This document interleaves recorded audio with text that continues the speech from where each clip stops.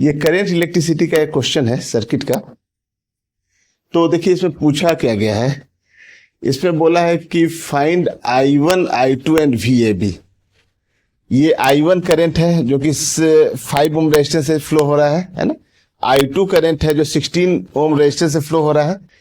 तो ये I1 और I2 की वैल्यू पूछी गई है और साथ ही साथ VAB मतलब A और B के बीच का पोटेंशियल डिफरेंस पूछा गया है ना। ठीक है, तो देखिए इस क्वेश्चन को कैसे सॉल्व करते हैं हम लोग, जो कि बिल्कुल सबसे सिंपल मेथड हो उस तरीके से आज हम लोग सॉल्व करेंगे। तो देखिए अगर इस टर्मिनल का नाम A है तो ये टर्मिनल भी क्या होगा, A होगा, क्योंकि यहां से आगे बीच में कोई रेजिस्टेंस नहीं है। अगर इस टर्मिनल का नाम A है तो इस टर्मिनल का भी आप नाम A दे सकते हैं, है ना। चलिए इसके बाद देखिए अगर ये टर्मिनल B है तो ये टर्मिनल भी क्या हो गया, B हो गया, और ये टर्मिनल भी B हो गया, है ना। अब इतना करने के बाद आपको दिख रहा होगा कि ये जो रेजिस्टेंस है 3 ओम और 1 ओम जो कि दोनों आपस में सीरीज में है, ये A और B टर्मिनल के बीच है। ये 8 ओम का जो रेजिस्टेंस है ना, ये भी देखिए तो 8 और B टर्मिनल के ही बीच है। ये 16 ओम का रेजिस्टेंस जो ये भी A और B के बीच है, और ये 16 ओम का भी जो है जिसके थ्रू आपको I2 फाइंड करना है ना, ये भी A और B के बीच है।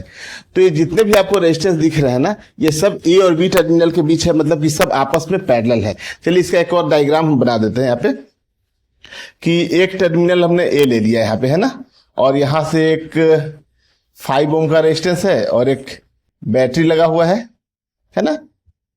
और इसके बीच में जितने भी रेजिस्टेंस है ना, देखिए वो सब जो है A और B के बीच में ही है।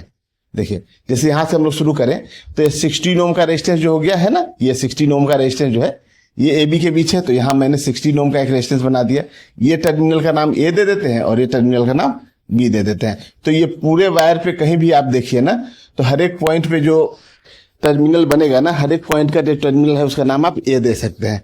तो देखिए ये हो गया आपका 16 ओम का। इसके बाद देखिए एक और 16 का है ये, ठीक है, तो एक और 16 का यहां से बना दिए। एक और 8 ओम का है, ठीक है, तो एक 8 ओम का बना दिए यहां से, है ना।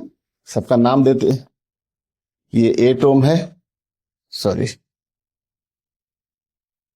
ये अपना 16 ओम था, है ना।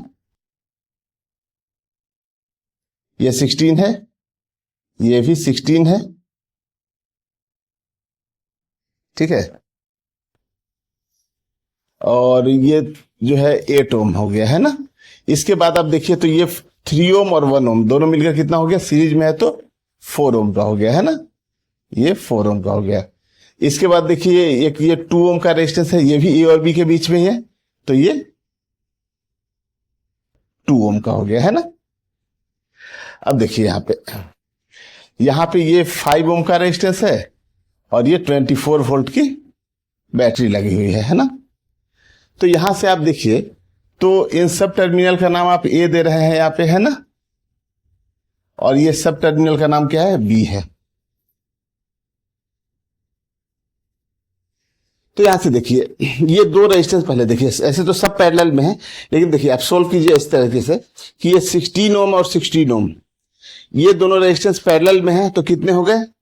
फॉर्मूला हम लोग जानते हैं कि अगर दो रेजिस्टेंस पैरेलल में हो और दोनों इक्वल हो तो हम लोग के पास फॉर्मूला होता है इसका इक्विवेलेंट रेजिस्टेंस के लिए R/N, है ना। यानी कि यहां से 16 अपॉन आप 2 कर दीजिए तो 8 ओम आ जाएगा, है ना। यानी कि ये 16 और 16 ओम मिलकर कितने हो गए, 8 ओम।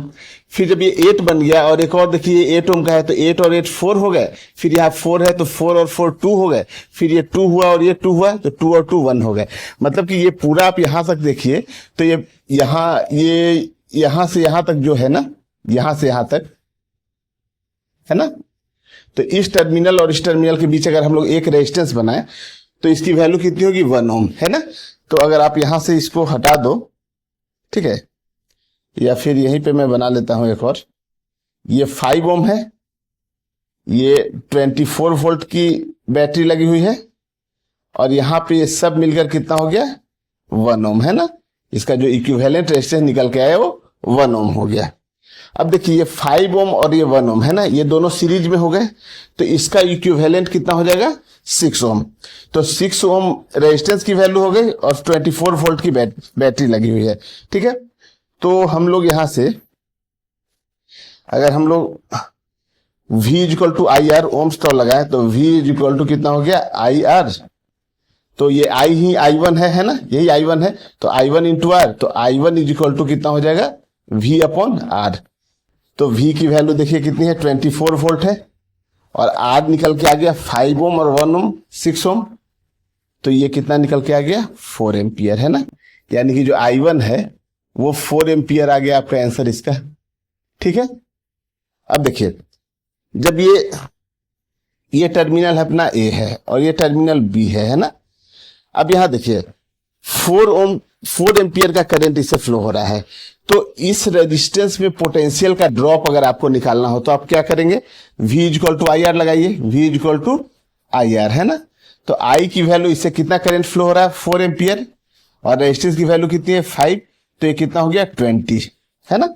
तो देखिए A और B के बीच में देखिए यहां से, तो 24 वोल्ट की बैटरी लगी हुई है और 20 वोल्ट का ड्रॉप जो है ना ये 5 ओम रेजिस्टेंस में हो रहा है, तो A और B के बीच जो पोटेंशियल डिफरेंस हो गया वो कितना हो गया 24 माइनस 20 इक्वल टू 4 वोल्ट।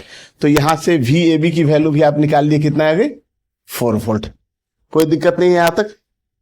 चलिए अब देखिए ये जितने भी रेजिस्टेंस थे ना ये सब कैसे थे, आपस में पैरेलल में थे है ना। तो अगर यहां से आप देखिए कि A और B के बीच पोटेंशियल डिफरेंस जो आ रहा है वो 4 वोल्ट है, तो यहां भी A और B के बीच जो पोटेंशियल डिफरेंस होगा वो 4 वोल्ट ही होगा है ना। तो हम लोग को क्या करना है कि यहां से जो I2 है ना ये फाइंड करना है, I2 फाइंड करना है। तो अब आप देखिए हम लोग जानते हैं क्या कि V equal to I R होता है ना, V equal to I R होता है ना, और A और B के बीच का पोटेंशियल डिफरेंस 4 वोल्ट आ गया है, तो यहां से देखिए पोटेंशियल डिफरेंस यहां पे कितना हो जाएगा A और B के बीच का 4 वोल्ट। ये रेजिस्टेंस की वैल्यू कितनी है 16 ओम है, तो 16 ओम लिख लिए, और I जो है ना हम लोग को फाइंड करना है जो कि I2 है, तो यहां से आप देखिए तो I2 की वैल्यू क्या निकल कर आ गई, I2 is equal to 4 upon 16, यानी कितना आ गया 1/4 एम्पियर। ठीक है।